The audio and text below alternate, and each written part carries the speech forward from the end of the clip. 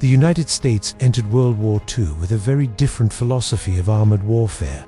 Rather than relying solely on heavily armored tanks, American doctrine emphasized speed, maneuver, and specialized vehicles designed to hunt enemy armor. This idea gave rise to the U.S. Tank Destroyer Force, a branch created specifically to counter massed German tank attacks. In this video, we'll examine 5 American tank destroyers that show how this doctrine evolved from early improvisation. 2 powerful late-war designs. M3 Gun Motor Carriage. The M3 Gun Motor Carriage was America's first true attempt at a dedicated tank destroyer and reflected the urgency of early war production. Built on a half-track chassis, it mounted a 75mm M1897 gun adapted from a French field cannon. Armor protection was minimal, offering little more than shielding against small arms fire, and the open fighting compartment left the crew exposed. Powered by a white 160AX engine producing 147 horsepower, the M3 GMC could reach speeds of around 72 km per hour on roads, giving it excellent mobility for rapid deployment. It saw combat in North Africa, where it proved capable against early German armor but struggled against well-protected targets and artillery fire. While clearly a stopgap solution, the M3 GMC provided vital battlefield experience and highlighted the need for better protection, stronger guns, and fully tracked platforms. M10 Wolverine.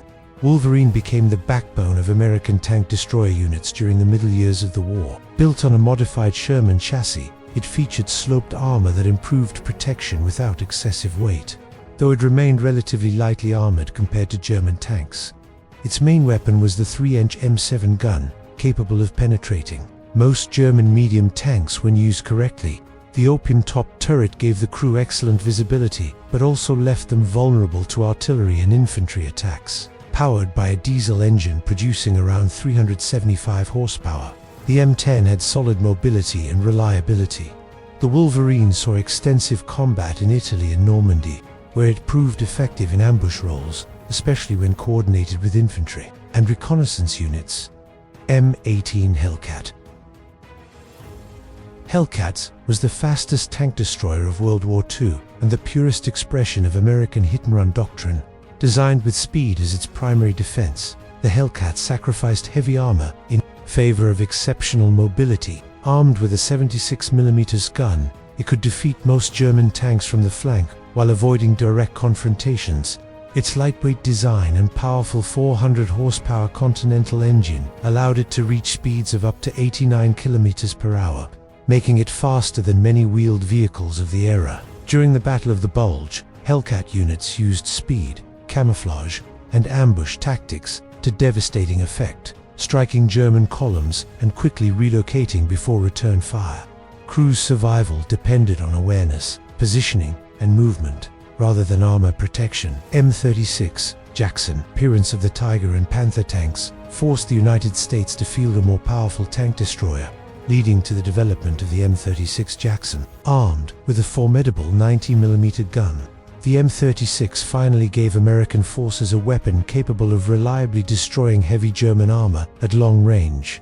Built on modified M10 and Sherman hulls, it retained the open-top turret but offered increased firepower at the cost of added weight. Its 90mm gun could penetrate even the frontal armor of Panthers under favorable conditions, making it one of the most feared Allied tank destroyers late in the war. Deployed in Europe from late 1944 onward, the M36 played a crucial role in countering German heavy tanks during the final push into Germany. T-28, T-95 Super Heavy Tank Destroyer. The T-28, later redesignated as the T-95, was an entirely different concept, a super heavy tank destroyer designed not for tank combat, but for breaking through heavily fortified defenses. Weighing nearly 95 tons and protected by frontal armor up to 305mm thick, it was intended to survive direct hits from German anti-tank guns, while advancing against concrete bunkers and fortifications like the Siegfried Line. Armed with a powerful 105mm gun, the T-28 sacrificed speed almost entirely, crawling forward at barely 13 km per hour.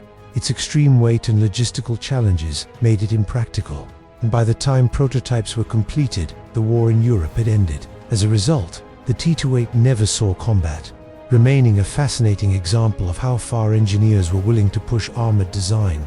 Together, these 5 vehicles illustrate the evolution of American tank destroyer doctrine during World War II. From rushed early solutions to highly specialized machines built to counter the deadliest threats on the battlefield, each reflected the lessons learned through hard combat and the constant race between armor and firepower.